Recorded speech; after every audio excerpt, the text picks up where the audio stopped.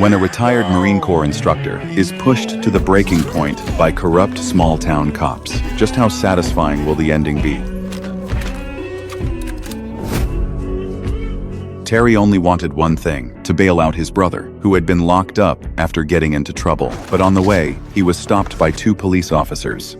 Without any explanation, they seized all the cash he had, the money meant for his brother's bail. That was his brother's only hope. Terry swallowed his anger and did not fight back, because getting his brother out was all that mattered. When he finally arrived at the courthouse, he realized no one was willing to help. Even after he showed proof that the money had been taken by the police, they simply ignored him. With no other options left, Terry called an old acquaintance, a restaurant owner he knew from before. The owner was willing to help, but said it would take a few days to gather the money. That night, Terry had nothing, no money, and nowhere to go. So he spent the night by the river. After figuring out where the police station was, he decided he could not just let it go. The next morning, he walked straight into the station to report it. The officer who took his money immediately stepped forward and threatened him to leave right away. He said if Terry kept causing trouble, he would arrest him for filing a false report. Then the police chief came out. He told Terry that someone like him, who was already under suspicion, should be grateful he was not in handcuffs. The chief warned him, if he came back looking for trouble, they would charge him with something far worse. Then he ordered Terry to stop recording and leave the station immediately. At that moment, Terry finally saw the truth. The chief and the officers were all working together. With no other choice, Terry tried to compromise. What if I didn't fight it? What if all I wanted was the 10 for bail, you keep 26K and I disappear?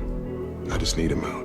The chief pretended to be reasonable and told him to come back the next morning at 9. He even said Terry would be able to see his brother, but Terry had no idea. It was all a setup. Yes, sir.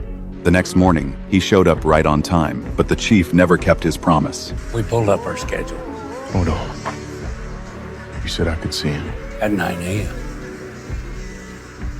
You're 3 minutes late. Terry's anger exploded, but he had no time to lose control, because inside that prison, there was a man who had a deadly feud with his brother. If they crossed paths, his brother might not survive. Terry chased down the transport vehicle with everything he had. He told his brother to stay quiet and keep a low profile, survive no matter what, and promised he would get him out soon. Neither of them realized that would be the last conversation they would ever have.